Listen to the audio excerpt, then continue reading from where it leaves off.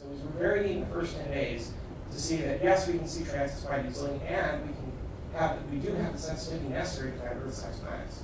Now, what does this mean? Okay, I'm sorry, that was so loud. But that's what this data will sound like if you play it through a sound card. So that's pretty cool. Here's another star. It's a little bit different. We'll see what this sounds like. Enterprise to Captain Kirk. Come in, Captain. Well, that didn't really happen. But Lieutenant Michelle Nichols actually visited us in the Science Operations Center. You see her playing with her phaser in our Enterprise model there. It's interesting to think that if there are civilizations out there, Earth is only about a third the age of the universe. So that means most stars are older. Most civilizations will likely be older. And it's kind of neat to think of a civilization so advanced they can actually modulate the brightness of their star and send smoke signals across the cosmos. And it sounds like a crazy idea, but there are astronomers actually trying to find out if this is true. So now I want to talk about the instrumental errors and how we're dealing with them. So our research data conditioning clinic, which has this job, does a pretty good job most of the time. It has a lot to deal with. We have safe moments where occasionally something goes wrong, the spacecraft goes to sleep and asks for us to give it a wake-up signal and go back to its job. And when that happens, there are thermal transients in the system. We can tell when the distance between the primary mirror, which is 1.4 meters from the focal plane of the sensors, changes by less than a tenth of a part per million. It's very easy for us to see that. It's a very sensitive instrument.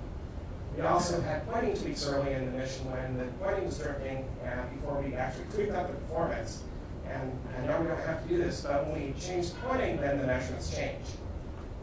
And we also have radiation damage that accumulates. So some pixels on occasion get hit by a cosmic ray so hard that it changes their sensitivity. And these are unique to each subpixel, so we have to find those and remove them. The problem is that the methods we developed before we launched don't work that well for all targets. We're just in a completely new regime. This is a completely new instrument. It's at least an order of magnitude better than anything we've ever built in flow before, collecting data that's more continuous than anybody's ever had. So we have new problems.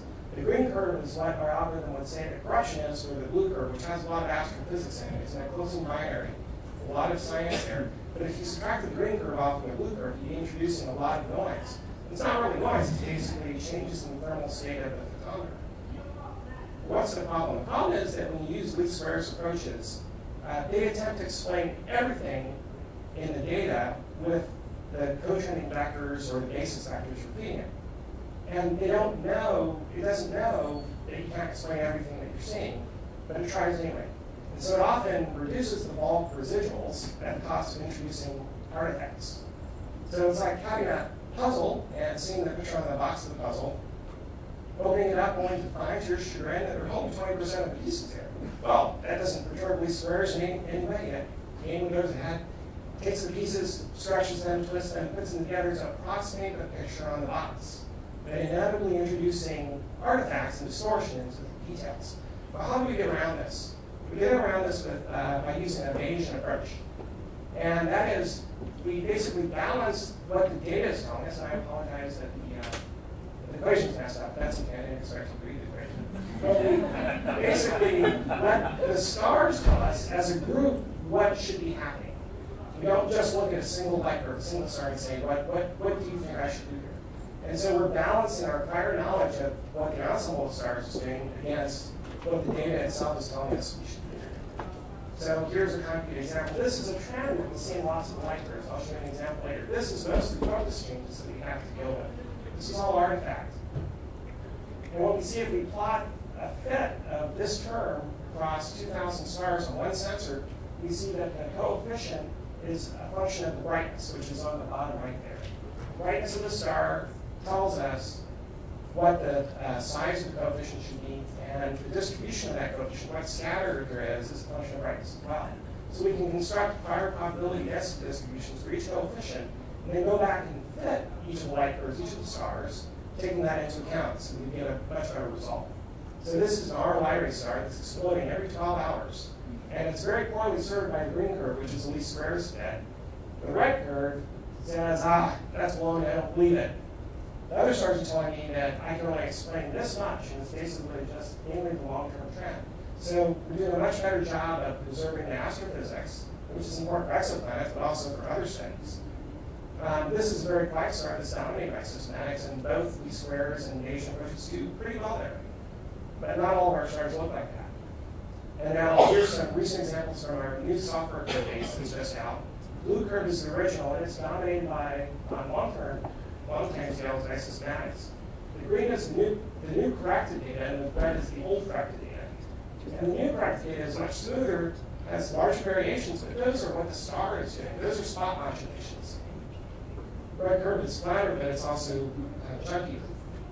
This is just another example of how we can preserve astrophysics and making the data clearer both for finding planets as well as for astrophysics. So the last topic is how we detect transiting planets. So the search problem is like the proverbial search for a needle in a haystack.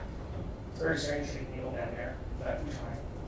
And it's a big bale of hay.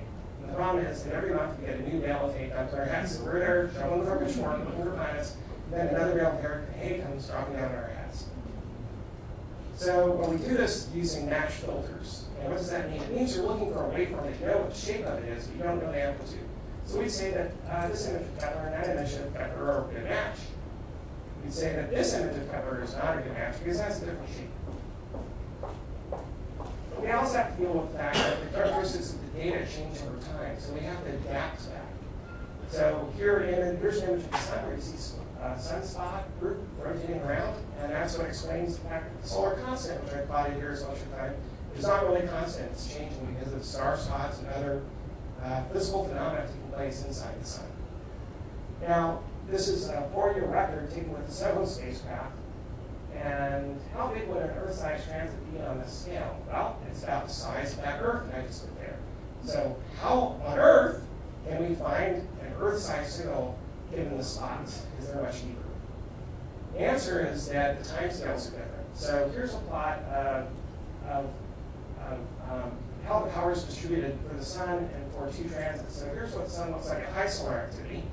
You see most of the power is at timescales onward of 1 day and longer. And the same thing is true at low solar activity. But indeed, the sun does change, but mostly at long timescales. The energy that we can detect from the transits, because they're shorter than a day, the longest Earth transit would be 13 hours, is down here at short timescales. So that's how we can find these signatures, because they're short compared to the variations that are larger amplitude but occurring on longer timescales. So we use wavelets. And here's the same data, but I've added additional noise for our instrument and added 4 transits of an Earth-sized planet. And you probably can't see them, but our software can. So this is what data look like to our software. And you see the red data is without transits, and the blue is with. And so here's our Earth. There's the spike, spike, spike, spike. So there are the spikes. Now what we do is we fold the data at triangle orbital periods. We're going to cut it into pieces and stack it up. If you choose the right period, then all the transits will line up and act coherently, but the noise doesn't. So that's what it looks like after we've done the folds. And so we see this nice big spike at a true period of 320 days that's in the data.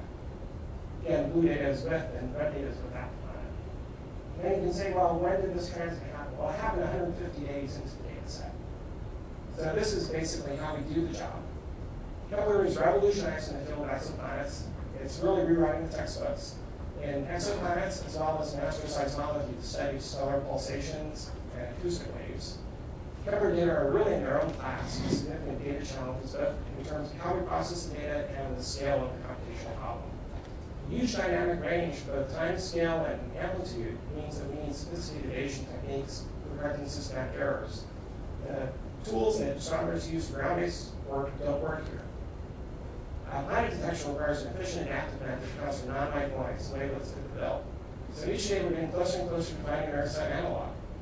And I believe one day from the shores of the New World, we will gaze at the sea that took us there, and it will be the stars. So anyway, I'd like to thank you for your kind attention.